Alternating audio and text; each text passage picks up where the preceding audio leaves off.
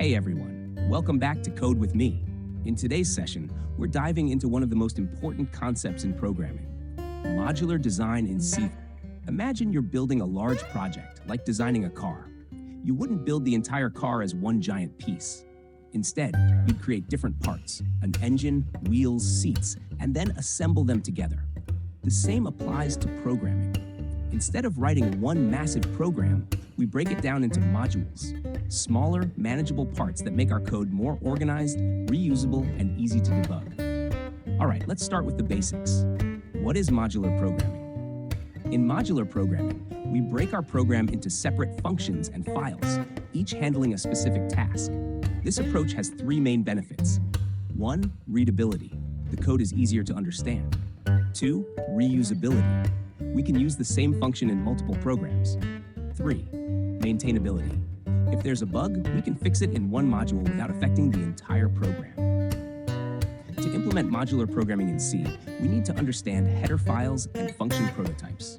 Header files contain function declarations, macros, and constants that can be used in multiple files. You've already seen #include stdio.h, which is a standard header file in C. But we can also create our own. Let's say we're writing a program to calculate the area and perimeter of different shapes. Instead of writing everything in one file, we'll separate the logic into multiple modules. Here's how we structure our program. Main.c, the main file that interacts with the user. Shapes.h, a header file containing function prototypes. Shapes.c, a file where the actual calculations happen. Step 1. Creating a header file. Shapes.h. The header file contains function declarations. Think of it as a blueprint that tells the compiler, hey, these functions exist somewhere. C/F shapes h define shapes h float circle area float radius, float square area float side, float triangle area float base float height, float circle perimeter, float radius, float square perimeter, float side, float triangle perimeter, float A, float B, float C. Endif. Here, if-def, had define, and #endif prevent the file from being included multiple times in the same program. Step 2. Writing the function definitions. Shapes.c. Now, let's define the functions in shapes.c. C include shapes.h.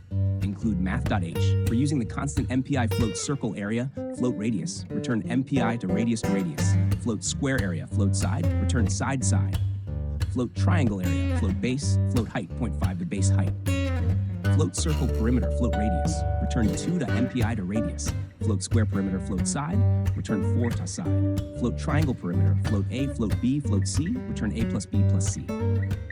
Now we have all our calculations neatly organized in a separate file. Step 3. Writing the main program, main.c.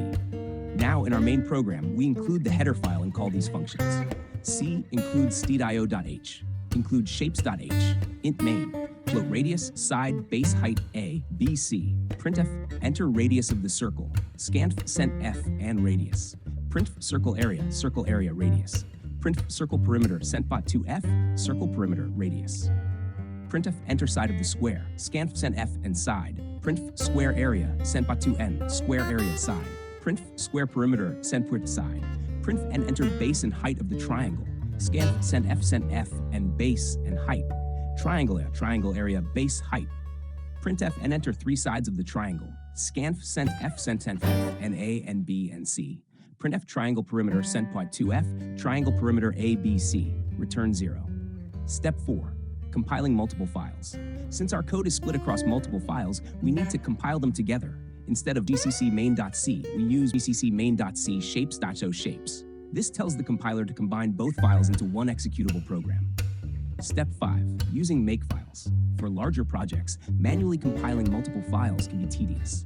This is where Makefiles come in. A Makefile automates the compilation process. Here's an example Makefile. Make shapes main.o shapes.o gcc main.o show shapes main.o main.c shapes.h gcc-c shapes.o shapes.c shapes.h gcc-c shapes.clean rm-f.o shapes. Now instead of typing long compilation commands, we just type make. And to remove compiled files, bash make clean. Real life example. Let's say we're developing a geometry calculator that can be expanded in the future to include more shapes. By following modular design, we can add new shapes without touching the existing code. Just add new functions in shapes.c and update shapes.h. Imagine a car manufacturing company. If they want to upgrade the engine, they don't redesign the entire car, they just swap the engine module. Similarly, modular programming allows us to upgrade or modify parts of our program without affecting the whole system.